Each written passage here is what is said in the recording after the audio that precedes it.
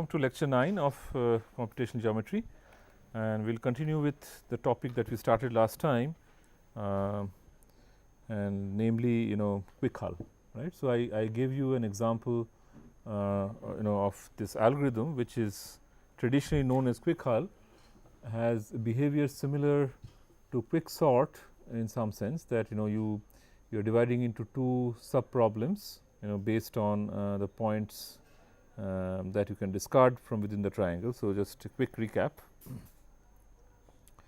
So, you have this so we are only looking at, let us say, the upper hull. So, you have L and R, the leftmost and rightmost point, and the remaining points can be arbitrarily distributed, and you find the point that is furthest from this line, maybe this point.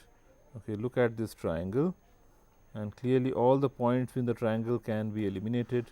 So, it is only the points that are outside the triangle you need to recurse, and recursively you build the left part of the upper hull and the right part of the upper hull, and then of course, pasting them is trivial. Right.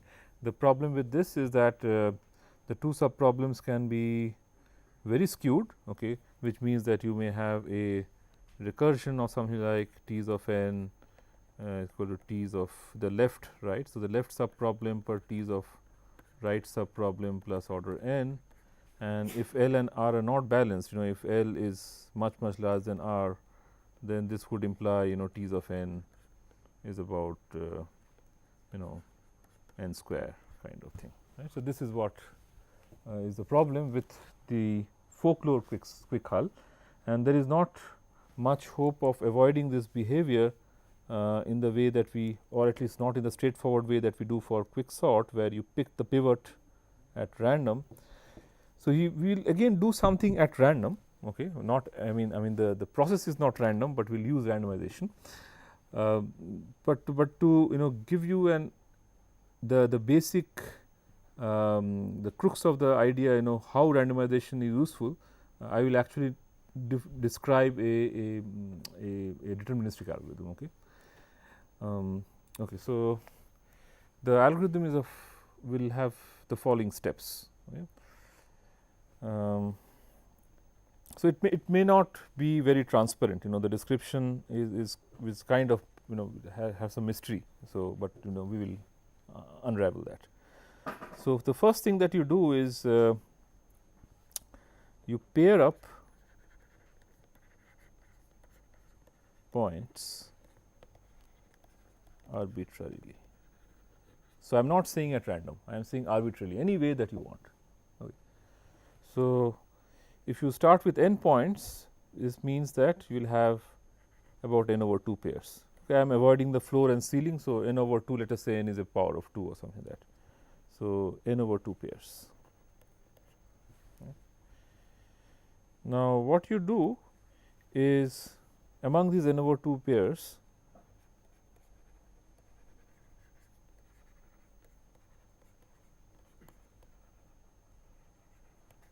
find the pair, say call it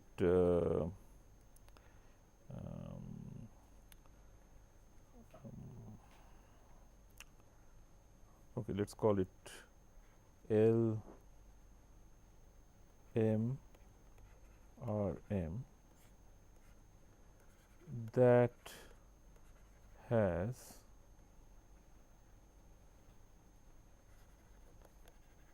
the median slope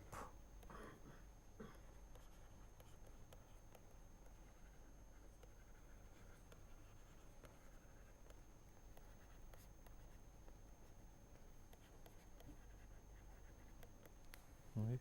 So, of course, we are not going to compute the slopes explicitly, we will somehow figure out which pair has the median slope. So, of course, these pairs can be thought about as lines. So, look at the slopes of these n over 2 lines, okay, and L M R M is the one, let us say, that has the median slope.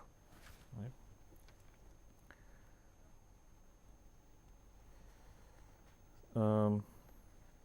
Find the extreme point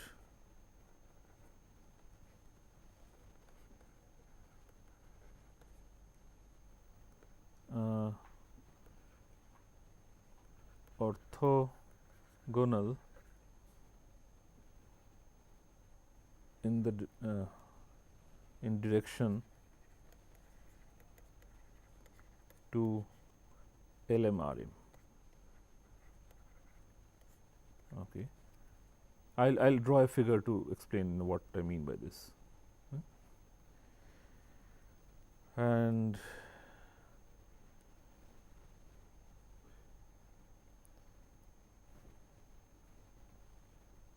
okay, so maybe I should stop here and then we'll kind of deduce the algorithm from here. Okay, let me shift to the drawing a figure for this.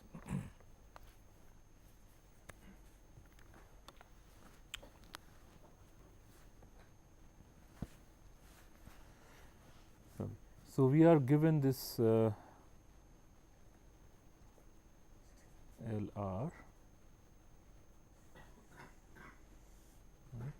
and the points. Now the points I have paired up arbitrarily. Okay, so maybe I have one pair like this, another pair like this. Yeah.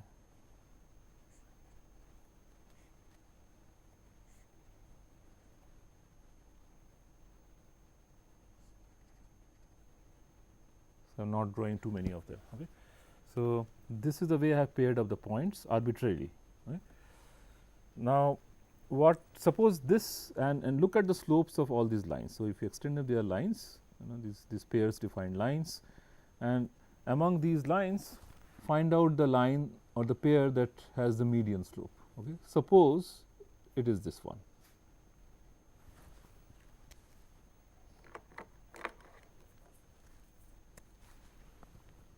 Suppose it is this one. This is the one that has the median slope. And then what I mean by find the extreme point orthogonal to this is you move in the direction, okay, in this direction, or you can think about essentially moving, sort of translating this in this direction. You move in this direction and look at the point that this line, the last point that this line is going to intersect. Okay, so then it happens in this case, it's probably this point. So, that is the extreme point orthogonal to the direction of this slope. Okay. So, this is the point that let us call this some p's of m. So, this is the extreme point in the direction orthogonal to this line. Right. Okay. So, this will with this we will define the following triangle. Okay. So, first of all you draw a line perpendicular to this. Okay. So, this point will define the apex of the triangle, and look at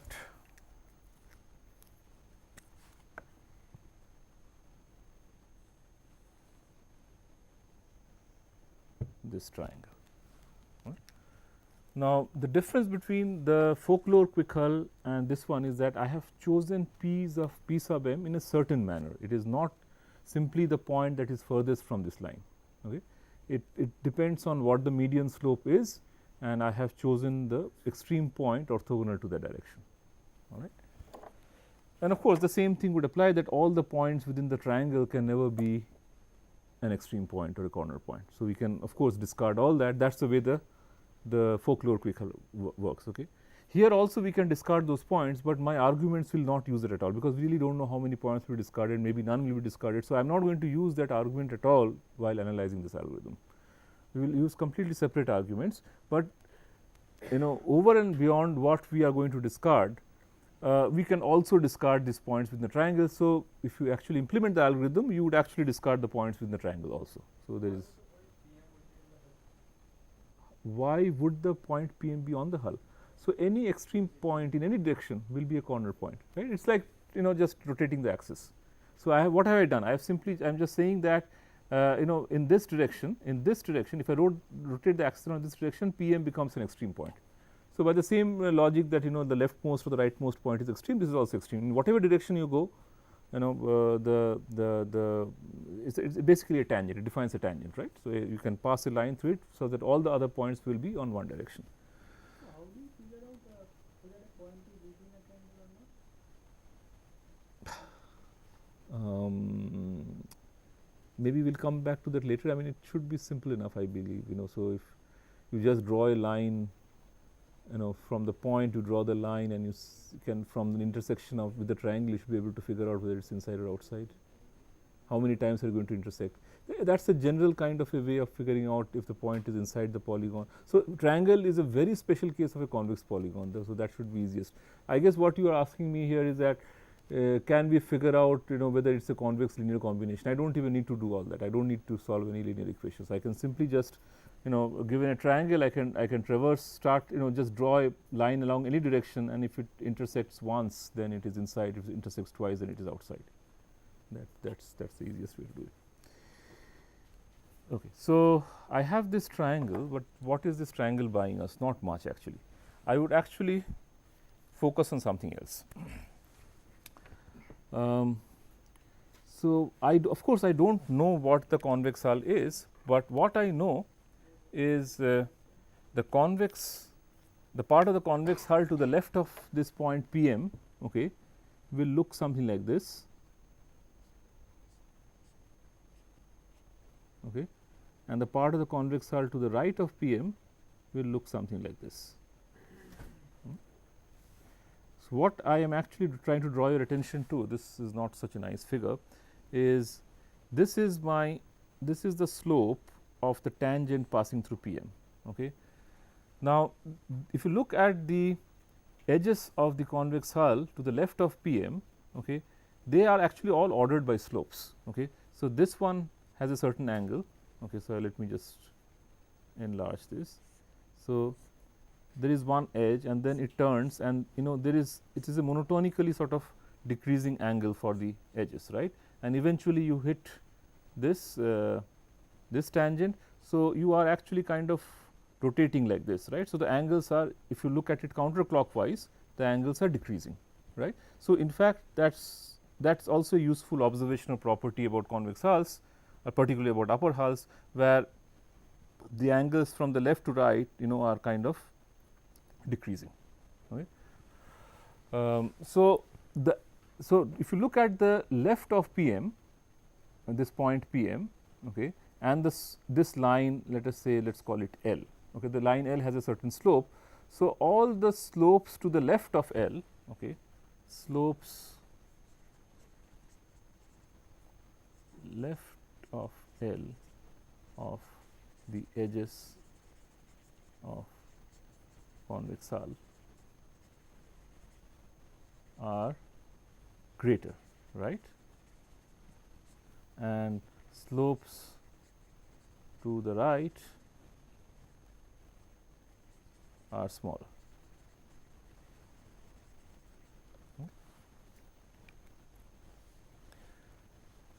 Now, you look at any segment, any pair. So, look at a pair like this. Okay, I will distinguish between a few kinds of. So, this pair has the two endpoints on the two sides of this vertical line that I have drawn from PM.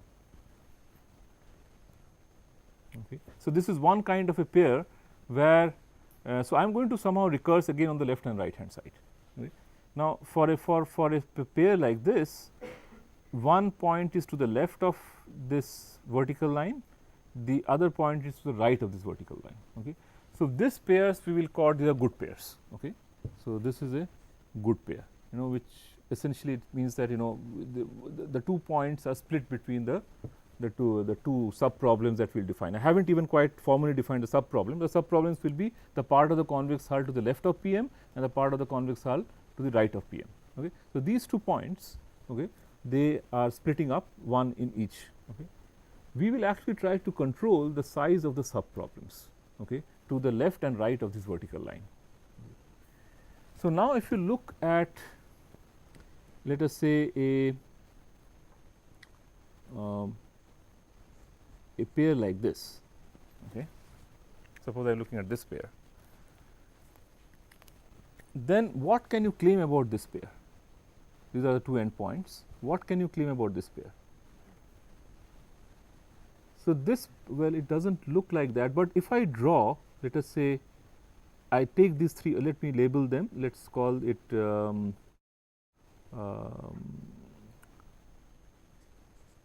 P1, P2 and PM. So, if I look at this triple PM, P2, P1, P2 is the point that is closer to the vertical line, all right. PM is the point that is closer to the vertical line. It is not PM, P1, P2, it will be PM, P2, P1. Okay, so I am looking in this order, PM, P2, P1, and what kind of turn is it making at P2? No, I mean it is along this. Yeah, so it is making a right turn. And can you deduce anything on the basis of this? P2 cannot be, because P2 you should be able to express as a convex linear combination of something. Right? So, P2 cannot be a point on the convex hull, or it cannot be essentially a corner point or an extreme point. Right? So, what is special about this P1, P2? I mean, fine, if I have a right turn, I will discard one of these points, but I may not have any right turns, I may have all left turns. Right? Okay, let's look at this situation. So, this is the slope of, so this is the L. So, this is the slope L. Okay. Now, I claim that to the right, to the left of this vertical line, okay, any pair that has a slope less than PM, okay, any pair that has a slope less than PM, even if you think about a slope equal to L, sorry, not slope of PM, sorry, the slope of L. So, if there is any pair in the left half, okay, which has even a slope equal to L, okay, then this PM, this and this point, that will make a right turn.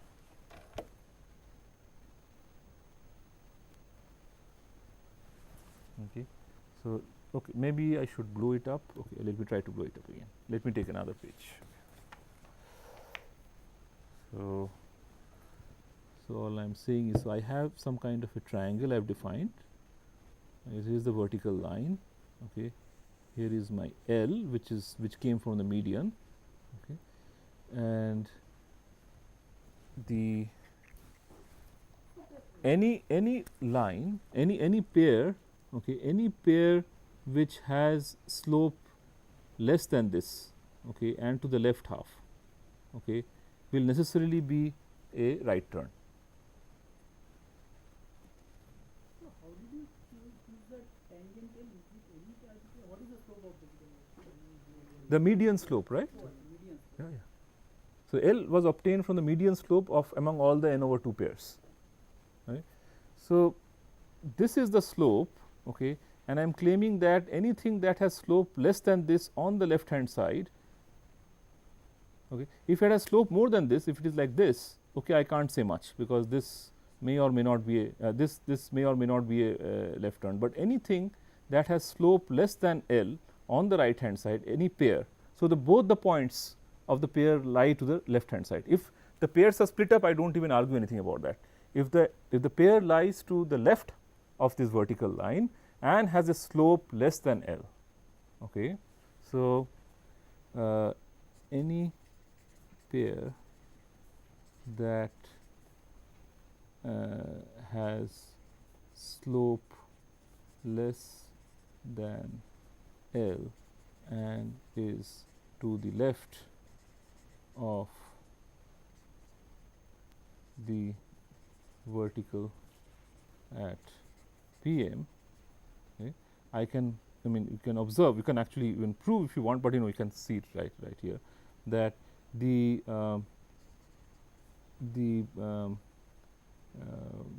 triple, this is P1, this is P2, the triple PM, P1, P2 will be a right turn, and hence P1 can be discarded. And you can make an analogous observation about the right half. Slopes greater and to the right. Again, you can discard one point. So, what is this actually giving us? Okay, so, we are really aiming for the following. We are aiming for a kind of an even split or almost even split. Okay. If the 2 points are on 2 sides, we do not care, we will call it recursively on those points, the left and the right subproblem, because each point will contribute one to the left and one to the right. We are bothered about those pairs, okay, that lie to one side of the vertical line. Okay.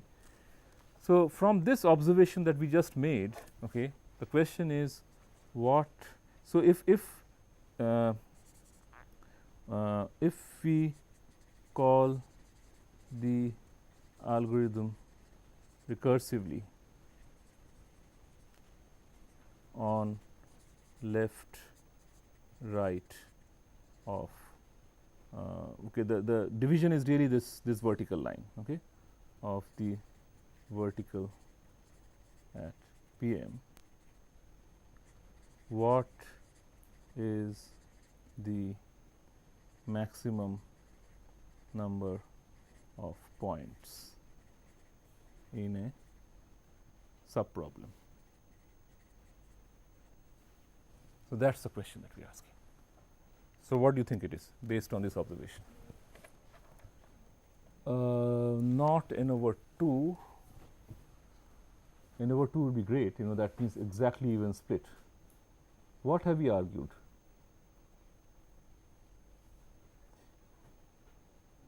There are, see, n over 2, by the way, let me so n over 2 essentially means that, see, those pairs whose points get evenly split, you know, we have no issues with that. Okay. So, let us only think about those pairs, okay, which lie completely to one side of the vertical line, and here let us say let us argue about the left half. The same argument applies to the right half. So, what is the maximum number of pairs that can be to the left half?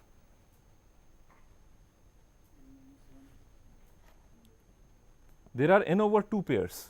Okay. Can all the n over 2 pairs be on the left half? And if all the n over 2 pairs on the left half, what does it mean?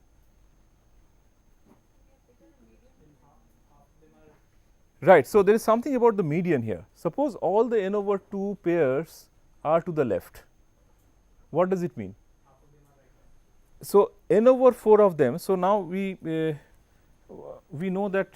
So, we have chosen the median of n over 2 pairs, right. So, which means that there are n over 4 pairs smaller than median, sorry, smaller in slope, okay, and n over 4 pairs larger in slope, right. Now, if it so someone says that all the n over 2 pairs are to the left half, on the left half, what does it mean? So, at least half of them have slopes smaller than the line L, and therefore, one point among those pairs can be discarded. So, what is the maximum number of points in the left half? 3/4, right. It can be n over 2 of the ones whose slopes are larger, of which we cannot argue. Maybe they also may define a left right turn. It may be, the slope may be larger and still may be a right turn. Okay. So, the slope may be larger, than PM, okay, but it still may be a right turn. See, there is still a right turn, but the slope is larger than PM. It depends on where that pair is, but certainly n over 4 of them, okay, among n over 4 of them, we should be able to discard one point, because those slopes are smaller. So, at least one point among those can be discarded. So, that means the maximum subproblem size, okay, is no more than 3n by 4. Okay. So, this is the main observation. So, answer to this question, okay, is 3n by 4. So, remember this, yeah. Okay. So, there are some pairs that are evenly split up. Okay. So, maybe there are k of them, k are evenly split up. So, out of the k we have only, so if there are k pairs evenly split up, okay, then we have n over 2 minus k pairs, okay, that can be on one side completely, right. So, among the n over 2 minus k, okay, you should be able to discard at least one point out of the n over 4 pairs, right. So, this plus n over 2 is the number of points on one side.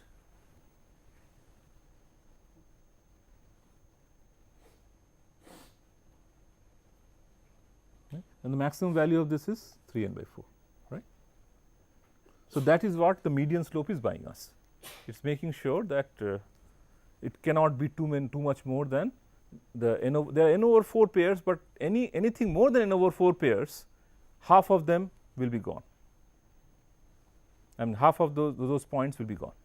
So, so the important thing is that that is a constant fraction. 3 over 4 is still a constant fraction of n. So, it is not that n minus 1 points can be here and 1 point can be there. The real bad behavior of quicksort, if you recall, was that when n over 1 points are there, or almost n points are there and the remaining are here. So, this does a good job of splitting the problem. Okay. So, let us continue with the description of the algorithm. So, we said that find the extreme point orthogonal in the direction to LM RM, call it P sub m. Okay.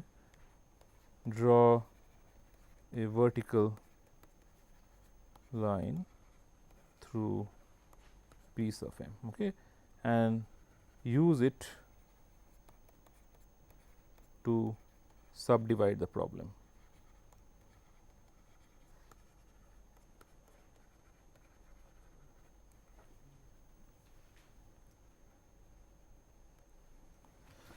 Okay.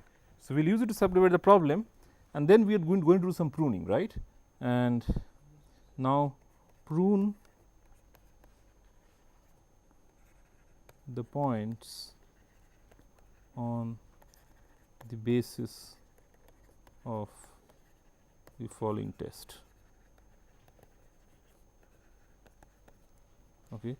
In the left subproblem, consider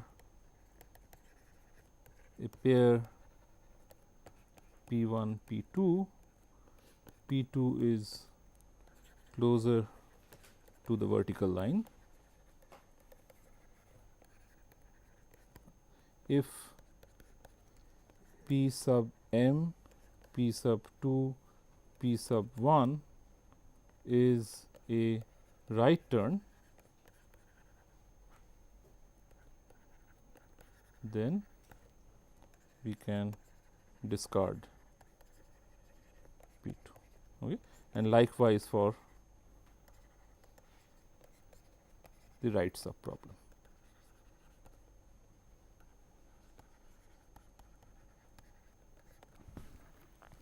This is my pruning strategy, and that is it. So, I call then if I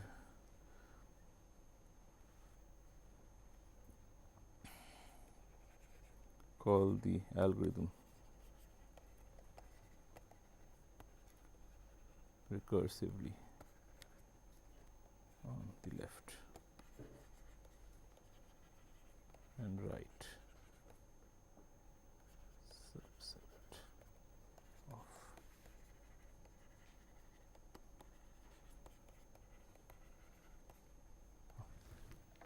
that is all.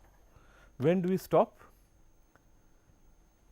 When basically the subproblem is empty, right. So, you find one point, of course, you can always find one point. If you find one point, that will be the extreme point, and there may not no other point will survive there. Okay. So, that will be the limiting case. So, if we had there is no point outside the triangle, we are done. So, we will certainly discover at least one output point, provided it is a non-trivial problem.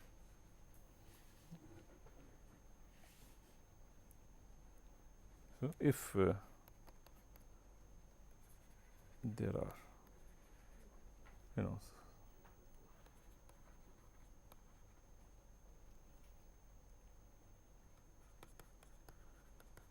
so we will call it recursively only when there are some output points.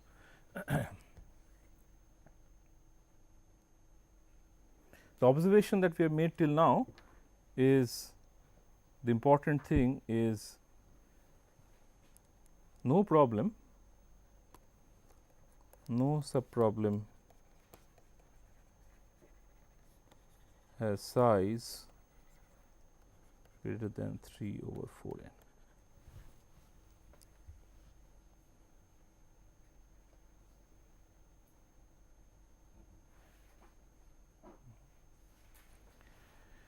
So, I could possibly try to write a recurrence, and this would give me a reasonable result, right, because I am kind of dividing the problem into two halves, where no fraction is more than 3/4, and even if it is not n/2, you can still show that it will be about n log n. But I am more ambitious. Okay, I am not giving up on the output sensitive part of it, because we are kind of looking at the output points and doing this divide and conquer. Right. So, let's try to write. So, let's try to analyze not only with respect to input size, but also with respect to the output size. Sir, but this 3n by 4 is the size of one problem only if the other half contains 0 points. I mean, if all the points are to one side, only then we can say right. 0 and the other half. In any other case, it's only less than 3/4n, right? So, but the bound, if we get n log n bound, so that would be a loose bound because this does not occur in both. No, it's a loose bound for sure, but then we kind of know that it can't be better than n log n anyway. If you're not considering the output size, you're not taking it into consideration, then in the worst case, convex hull according to the lower bound we proved is n log n anyways. So, we don't need to look for any final analysis of this, right. But the analysis that we will try to attempt is we will parameterize not only the input set, but also the output size. Okay. And if you recall, we had looked at something similar when we are discussing the maximal point set, right. So, now let me write this in terms of input and output. So, T of n comma h, okay, the number of input points and output points, number of input points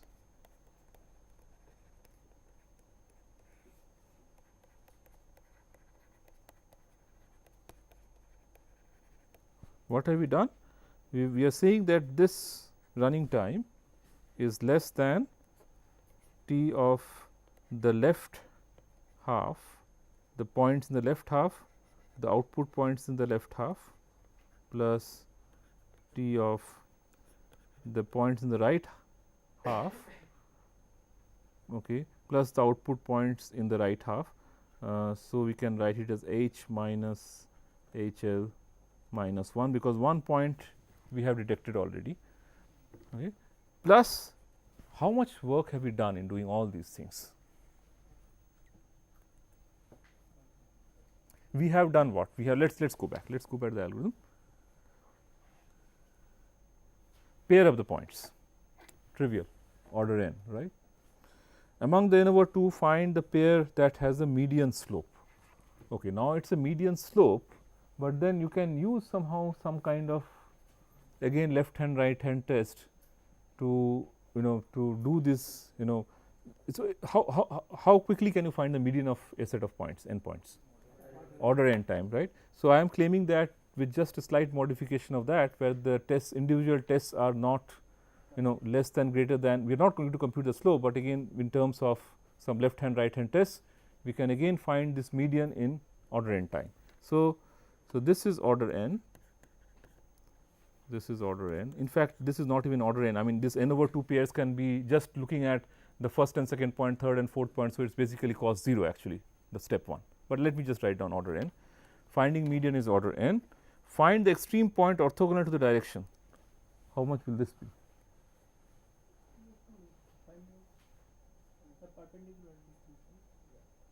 But how would you implement? If you write a program, how would you implement this?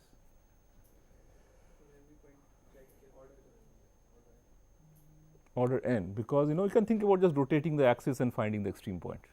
Again, it's some extreme computation. Okay. So, all that, again everything, this is also order n. So, we have only done order n time, we have only spent order n time in the first 3 steps. Now, we want to do this pruning. What does pruning imply? Again, I am looking at every pair only once, there are only n over 2 pairs. Okay. So, again order n,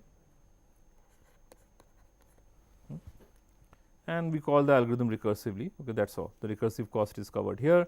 So, overall then I can claim that this is the kind of work that I need to do. Right. For the terminating case, let us say T n comma 1, there will be at least one output point, otherwise it can't be. I mean, a convex hull must have at least one output, even the upper hull. Okay. So, that is, let us say let me put down a constant, it is order n, but let me put down a concrete constant, let us say C 1 times n. So, this is my recurrence. Okay. And last time when we are dealing with maximal points, I did not solve this recurrence, and I just claimed that. Okay, so, we have some nice thing about these n l and h n r, right. What we know is n l comma n r, what can we say about them? Both are less than 3 over 4 n. Okay. So, this is the one crucial thing that we will require to get a bound on this recurrence. So, let me just quickly work through the recurrence. I could have left it as an exercise, but I thought that let me just go ahead and do it.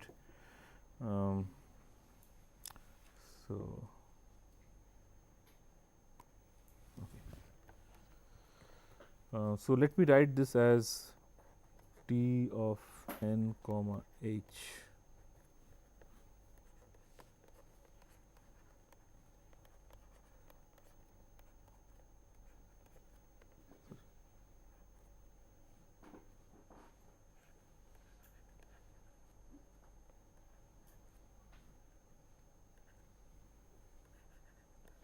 let me write some concrete constant C times n. Okay. We know there is a base case. Okay. I am not going to write that. So, I am claiming that the solution is the form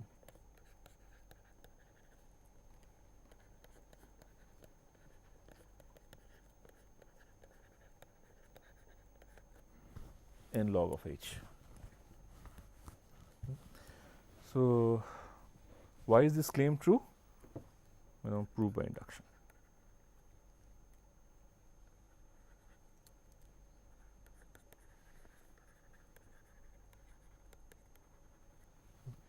So, someone may have objection to this n log h, saying that if h is 1, this is 0, and everything becomes 0, right.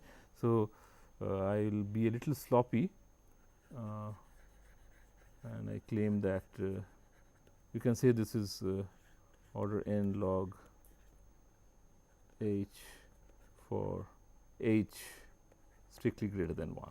Okay. For h equal to 1, it is order n anyways. Okay. So, proof by induction basically says that I am going to plug in this solution to the right hand side and verify.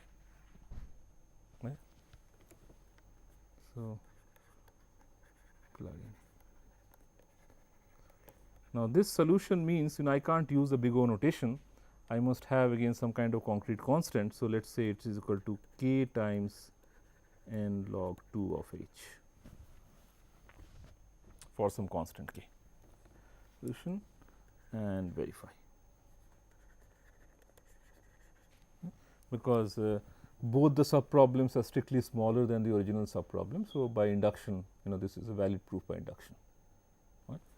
So, then what do we do? So, we get T of n l h l equal to k n l log 2 of h l T of n r h r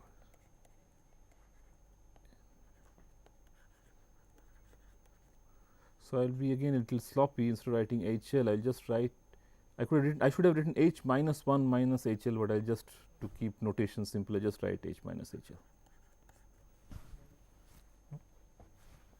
If anything, I am going to, this is only going to be sort of, I am only giving making it worse actually, in the sense that I could have taken out 1 from here. Okay. So, the total cost of the right hand side. So, right hand side is k times, now NL, sorry, I am sorry, I should not write NL.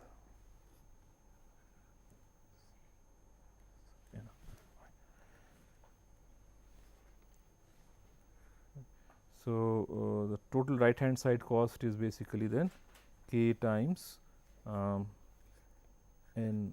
L log HR plus N R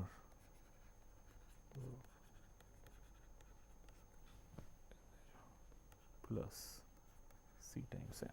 Now, if you look at this thing carefully, the real battle will be that we have this additive term C times N, that somehow should get subsumed. Okay. So, we will see that. So, since n sub I is less than 3 over 4 n,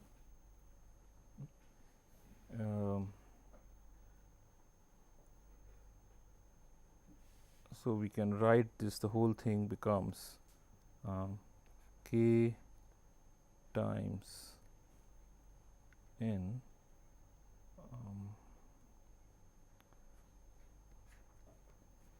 alpha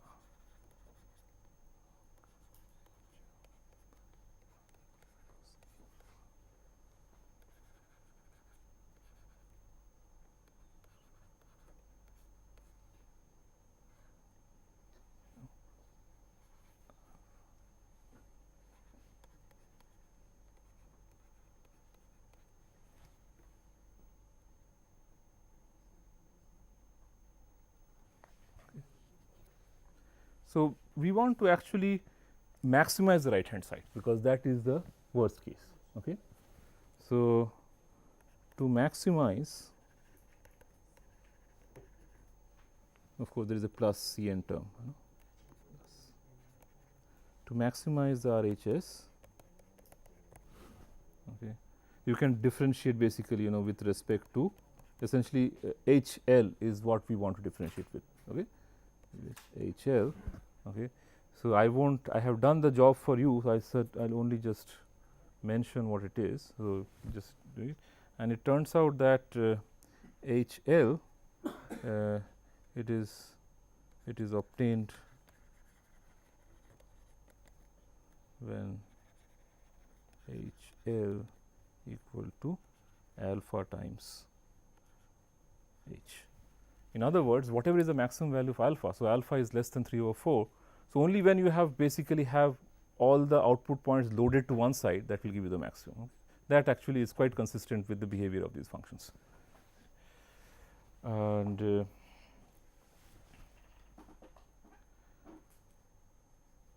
so, then what happens is, if you just look at this part, okay. So, the maximum value of that is you just substitute that. So, alpha log alpha h plus 1 minus alpha log 1 minus alpha times h. So, this is so it is alpha times something plus 1 minus alpha times something, and assuming that alpha takes the maximum value 3 over 4. So, and 1 minus alpha will be smaller than that.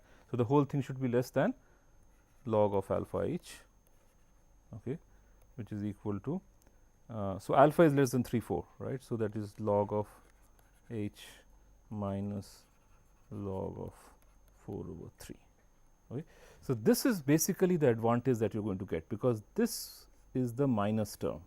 Okay. So, if you look at this expression, So, this is only for this expression. Okay. We have additive Cn term, we have Kn multiplied by that. Okay.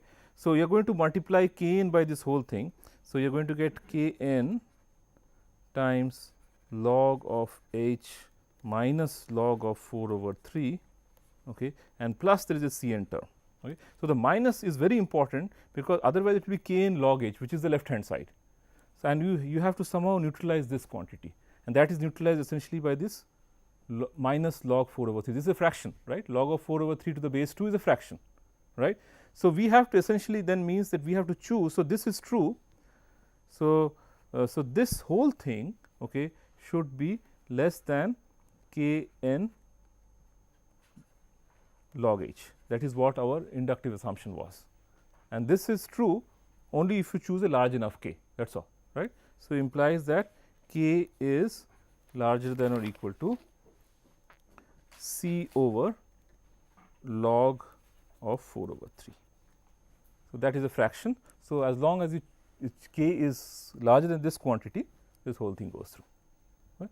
So, if some constant larger than that, as long as it is larger than that, then it means that the solution is, thus the induction proof goes through, which means that the solution is order n log h. K is a constant. As long as you choose k constant larger than c over this, the induction proof goes through. So, this is the reason I went through this without asking you to do it at home is this, this kind of proof technique, we use very generously when we are dealing with complicated recurrences. Computer science, all said and done, only deals with recurrences like 2n over 2 plus order n, okay, or t's of n equal to t's of n minus 1 plus order n. These are the kind of standard recurrences that algorithm books talk about. And then there in the exercises, you'll find these more complicated looking recurrences, and you wonder, why the hell are we studying that? Okay. So, you do come across many complicated recurrences when you are designing. At least you have a new idea for designing an algorithm. Divide and conquer is a very useful strategy, and it is not necessary that in the divide and conquer you will always get t's of n equal to 2 t's of n over 2 plus order n. You can get, there is a fairly complicated recurrence. It is a 2-dimensional recurrence. Okay, it is a 2-dimensional recurrence, means it is a recurrence in 2 variables. Okay, and if you have not seen this before, you won't have any idea what this is. Okay, so the first person who solved this recurrence or came up with this recurrence, okay, wouldn't have had much idea and will basically have to try all kinds of things, but eventually you will have to guess and verify. Most complicated recurrences, there are no real, what should I say, there are no solutions from, there is no technique for solving them other than essentially guessing and verifying. Okay. So, this is then the final result is that quick hull, the way we described, okay, runs in. So, let us call it the modified quick hull, just to distinguish it from the classical, what that triangles and all the points in the triangle runs in order n log h time.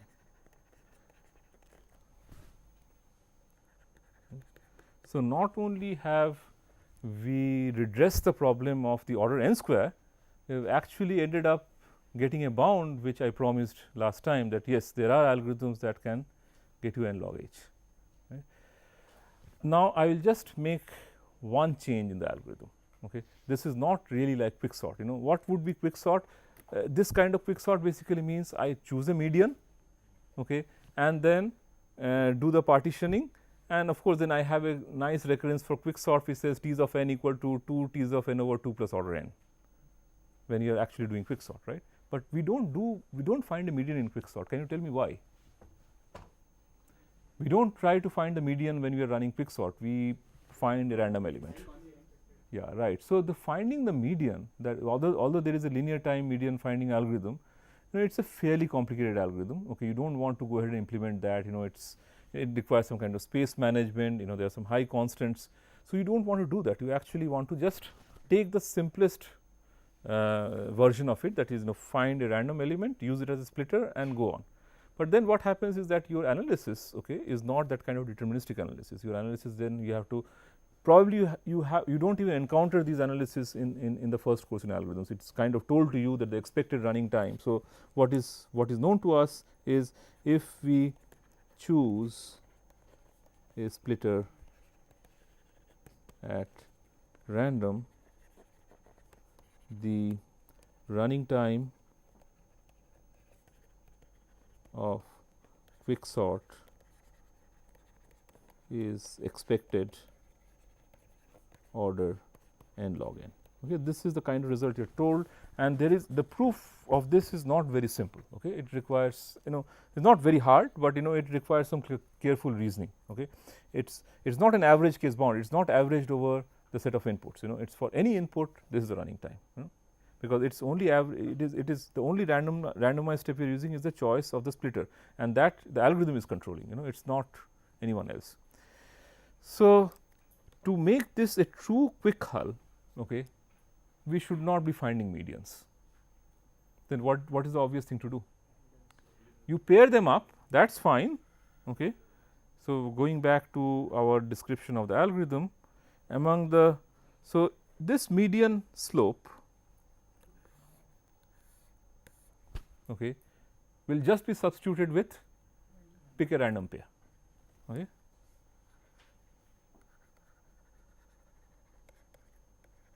Among the pairs that you have created, just pick a random pair. Okay. Now, once you do that, well, it is a so it follows that, so similar result follows for quick hull, i.e. expected order n log h. It remains n log h. Okay, n log h. But the analysis again is much more complicated than this. If you are interested, I have this paper. So, I just give you so this somehow this algorithm is not very well known in the community, not yet, although this algorithm, the version that I presented. Okay. So, the deterministic version is due to this paper by Chan, Snowing, Yap, okay, the deterministic version. Okay. So, and it goes back to something like 1995 or 1996, let us say 1995.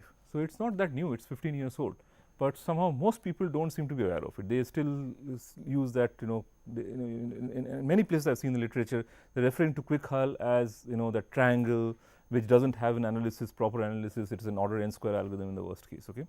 And the randomized version, where I am saying that the analysis is a lot more non-trivial. Okay. So, that is available in this paper. So, I do not know if does it come up here, let us see, yeah. So, this is a paper by, so that we discovered the algorithm almost simultaneously. So, this is also around 1997 or 1996, whatever, so 1996 I think. Okay. So, you can, so this paper is available on my website if you are interested in the analysis of the randomized algorithm, if you look it up. Okay. So, I will stop here, and next time I will continue with next week also I will continue with convex hulls. So, I have done the algorithm part of the convex hulls. There are many more other algorithms. So, I will pick up maybe one or two more to illustrate certain other points, not about the algorithm per se. We have the n log h algorithm now. Okay. So, there is nothing more to it, and this is probably the best and the fastest algorithm if you implement it. But there are other aspects of convex hulls that I want to as an illustration of some ideas that I want to still continue with convex hulls next week, including lower bounds.